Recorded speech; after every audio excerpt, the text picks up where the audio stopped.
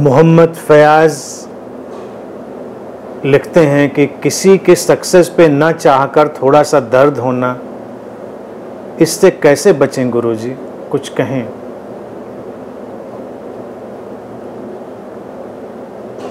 थोड़ा सा दर्द होना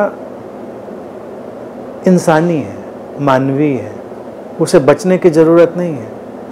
तुम असफल हुए, कोई सफल हुआ, थोड़ी सी तुमको पीड़ा होगी, ये मानवीय है।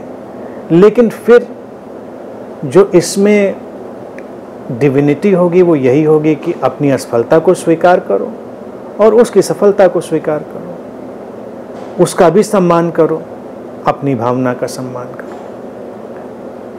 अगर ये कहा जाए कि ना हो तो तुम इम्यून हो जाओगे, वो और खतरनाक स्थिति होगी।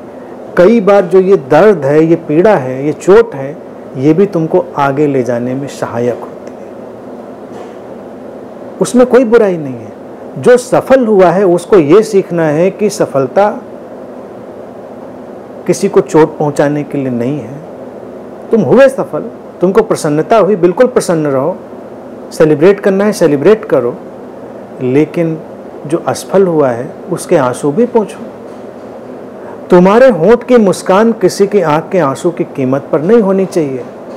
तुम इसलिए ज़्यादा मुस्कुराओ कि किसी की आंख में ज़्यादा आंसू हैं तो तुम्हारी असफलता 2 कौड़ी की हो गई।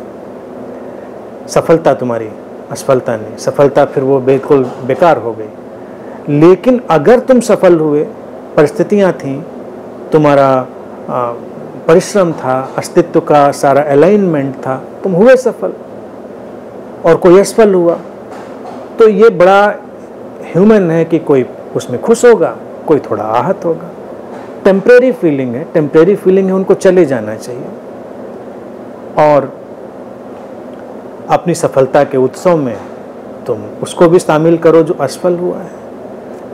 जो असफल हुआ है वो दूसरे की सफलता से कुछ सीख पाए कि क्या चीज़ें थीं जो कमी रह गई, उसको पूरा किया जाए, क्या उससे सीखा जाए, तो वो कारगर होगा।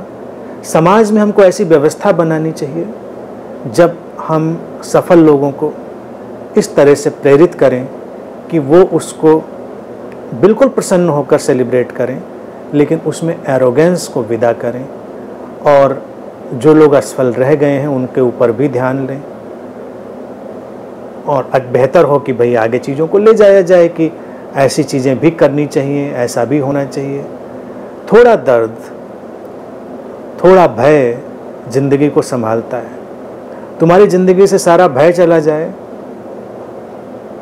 तो तुम ज़्यादा दिन बचोगे नहीं। तुम सड़क पे जा रहे होगे, सामने से ट्रक आ रहा होगा, तुम कहोगे मैं नहीं डरता, मैं तो बिल्कुल भयमुक्त हो गया हूँ, ट्रक तुम्हारे ऊपर से निकल जाएगा।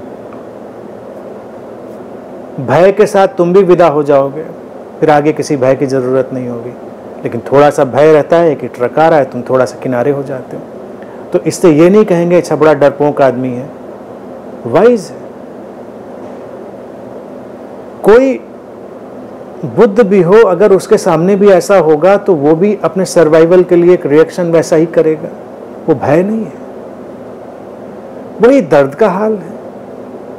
शरीर में भी जो पीड़ा दी गई है अस्तित्व के माध्यम से, वो शरीर को बचाए रखने के लिए। तुम जानते होगे कि एक खास बीमारी होती है जिसमें शरीर में दर्द होना बंद हो जाता है, और जब शरीर में दर्द होना बंद हो जाता है तो तुम्हारी जिंदगी खतरे में है।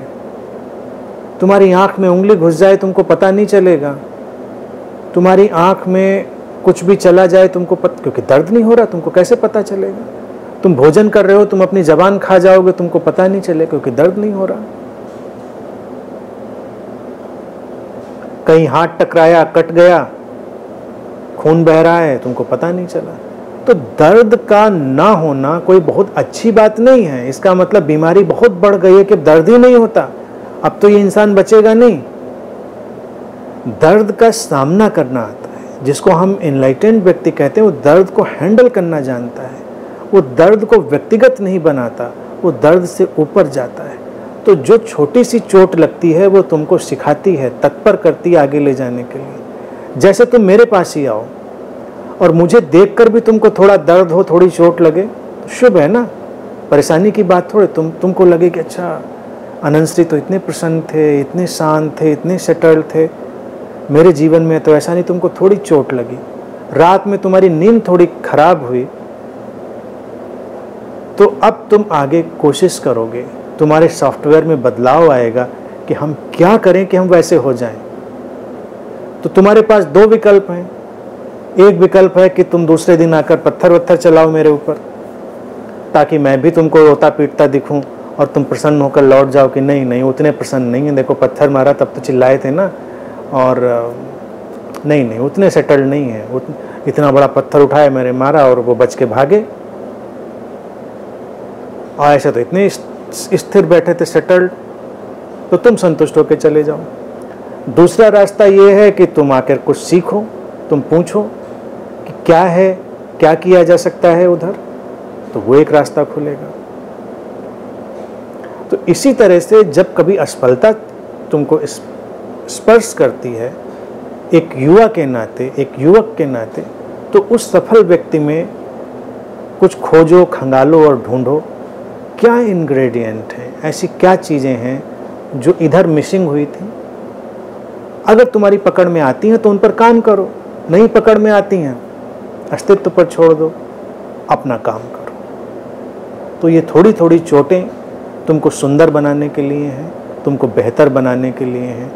ये अस्तित्व की रचना है घड़े बनाने की।